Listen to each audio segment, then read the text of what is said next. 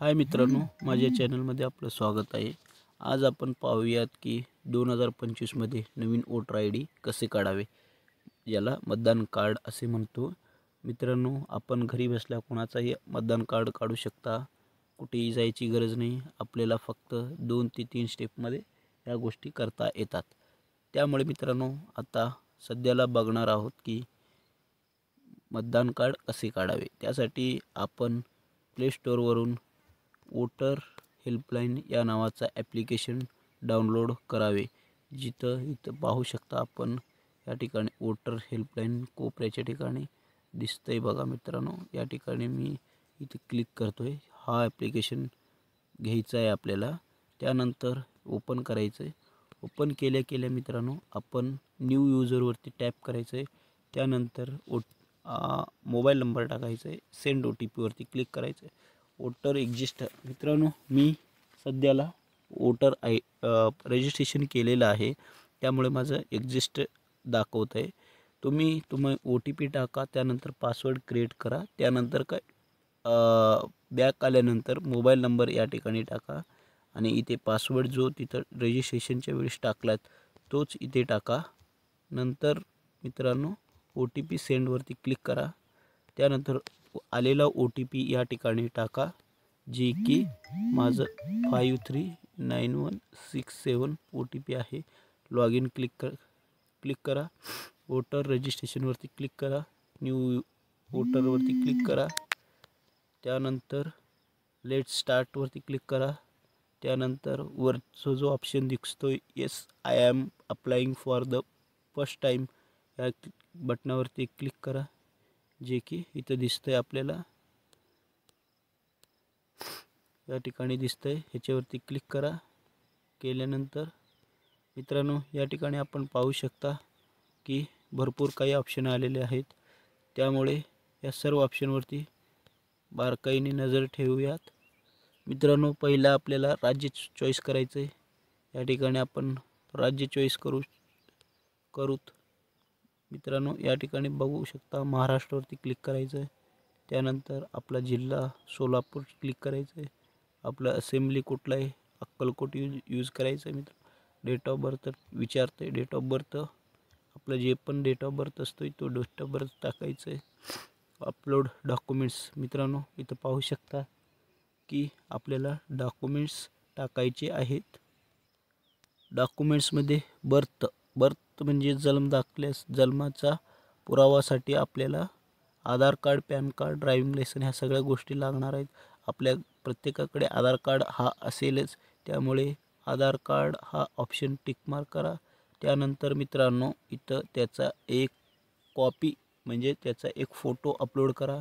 या ठिकाणी एक फोटो अपलोड केला की ज्या प्रकारे मी एक सॅम्पल म्हणून दाखवतोय की आपण एक फोटो अपलोड ह्या प्रकारे आधार कार्डचा करू शकता।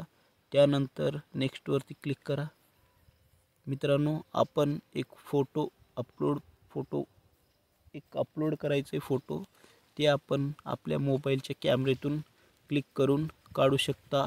पण तिथं बॅकग्राऊंडमध्ये रेड कलरचा कार्पेट पाहिजे, म्हणजे बॅकग्राऊंड रेड कलरचा करायचं आहे। त्यासाठी आपण गुगलवरती जाऊन बॅकग्राऊंड कलर ॲड म्हणून सर्च करायचं आहे। त्या ठिकाणी आपण बॅकग्राऊंडवरती कलर ॲड करू शकता, जे की आपल्याला रेडमध्ये भेटून जाईल। त्यानंतर मित्रांनो, या ठिकाणी ज्यांचं पण मतदान कार्ड काढायचं आहे त्यांचं पूर्ण नाव, त्यांचं वडील तेच मराठीमध्ये चेक करायचं मित्रांनो, एकदा आडनाव चेक करायचं आहे। त्यानंतर आधार कार्ड नंबर टाकायचं आहे मित्रांनो। त्यानंतर मोबाईल नंबर टाकायचा आहे। त्यानंतर कुणाचा तरी एक रिलेटिव्ह म्हणजे घरच्यांचा कुणाचा तरी एकाचा मोबाईल नंबर टाकायचा आहे। त्यानंतर आता ह्या ठिकाणी विचारते की disability if any tick appropriate box, म्हणजे कुठल्याही एका प्रकारे प्रॉब्लेम असेल तर ते टिक मार्क करायला सांगते, ते टाकायचं आहे। नंतर एवढे झाल्यानंतर नेक्स्टवरती क्लिक करायचं आहे। फोटो इथे मी एक फोटो काढून दाखवतो. फोटो ॲड करायला सांगतोय. मी एक सॅम्पलमध्ये फोटो अपलोड करून दाखवलं आहे मित्रांनो. आपला ज्यांचा पण काढायचं आहे त्यांचा फोटो अपलोड करायचं. या ठिकाणी जेंडर सिलेक्ट करायचं, मेल, नाव टाकायचं, सरनेम टाकायचं म्हणजे आपलं आडनाव टाकायचं, आधार कार्ड नंबर टाकायचं, त्यानंतर मोबाईल नंबर टाकायचं, नंतर रिलेटिव्हमध्ये कुणाचा तरी घरच्यांचा mobile number, email I D टाकायचं आहे आणि त्यानंतर टिक मार्क कुठल्याही प्रकारचं कुठेच करायचं नाही. तुम्हाला काही प्रॉब्लेम असेल तरी करू शकता. त्यानंतर इथं आय एम इथं रेडमध्ये लिहून येतं आहे.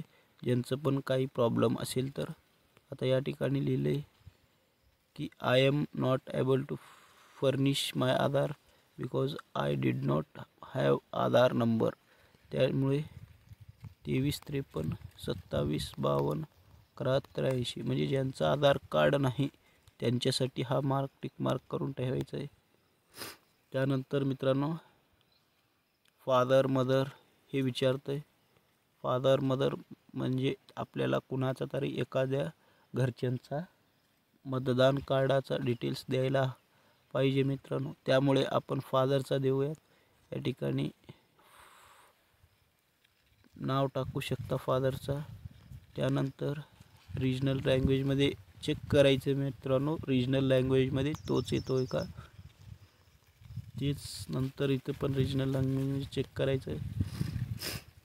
ॲड्रेस चेक करायचं मित्रांनो, ॲड्रेस फुलफिल करायचं आहे. आपण जर शहरात असाल तर पूर्ण ॲड्रेस टाकायचं, गावाच्या ठिकाणी असेल तर आपल्या गावचा पत्ता टाकायचा, तालुक्याचा पत्ता टाकायचं आहे.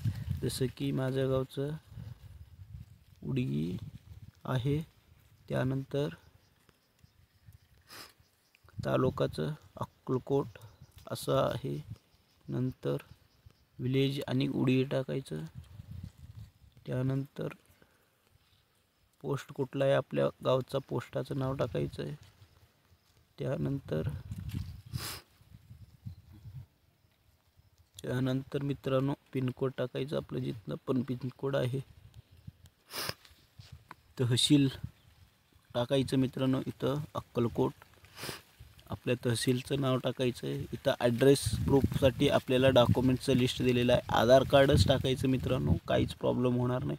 कारण की आधारचे 2 बॅक आणि फ्रंट दोन्ही एकाच फ्रेममध्ये ठेवायचं मित्रांनो, जे की पिक्सार्टमध्ये जाऊन आपण ठेवू शकता. एक व्हाईट पेपर घ्यायचं, त्याच्यावरती बॅक साईड फ्रंट साईड दोन्ही साईडचे ठेवून फोटो काढायचं, नाहीतर पिक्सार्टवरती आपण बनवू शकता. तो आधार कार्ड अपलोड करायचं आहे आणि त्यानंतर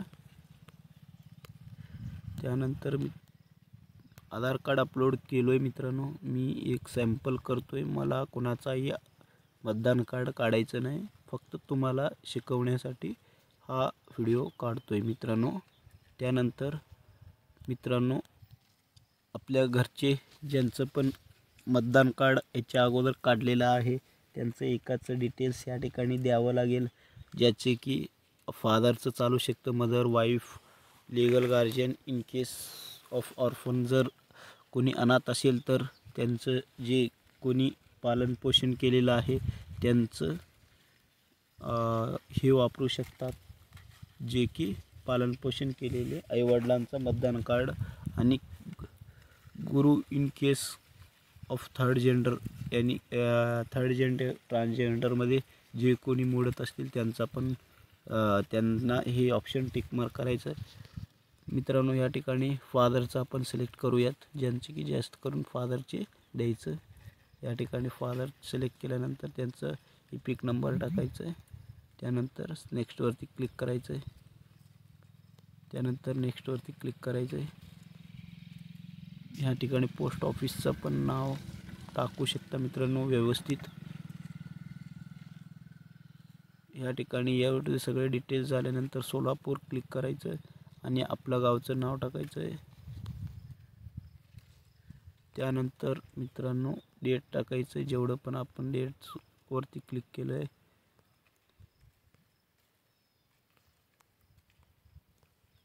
टिक मार्क करायचं मित्रांनो. या ठिकाणी सबमिट करायचं आहे. एवढं झाल्यानंतर पूर्ण फॉर्म एकदा चेक करायचं आहे. फॉर्म 6चा हा पेज असतो आहे. कारण की मित्रांनो, आपला डिटेल्स एकदम व्यवस्थित चेक करू शकता. ॲड्रेस, नाव, डेट ऑफ बर्थ, त्यानंतर फोटो आपण जे काही अपलोड केलेले आहेत. मी सध्याला कोणाचाही मतदान कार्ड काढत नाही, त्यामुळे मी काहीच या प्रोसीड कन्फर्मवरती क्लिक करत नाही. त्यामुळे आपण इथं कन्फर्मवरती क्लिक करायचं आहे. एकदा कन्फर्म झाला तुमचा तर तुम्हाला एक रेफरन्स नंबर भेटून जाईल. तो रेफरन्स नंबर तुमच्याकडे ठेवायचं आहे. जेव्हा पण आपल्याला मेसेज येईल ते रेफरन्स नंबर टाकायचं आहे. नसेल तर आपण एक 10 ते 8 दिवसात चेक करू शकता रेफरन्स नंबर टाकून. त्यानंतर तुम्हाला एक डाउनलोड म्हणून इथे ऑप्शन येईल, जिथं आपण पाहू शकता की आपल्याला ऑलरेडी डाउनलोड इपिक म्हणून येईल. इथं रेफरन्स नंबर टाकायचं आहे. त्यानंतर इथे रेफरन्स नंबर स्टेट टाकून आपले मतदान कार्ड घरबसल्या डाउनलोड करू शकता, कोणाचा पण काढून. मित्रांनो,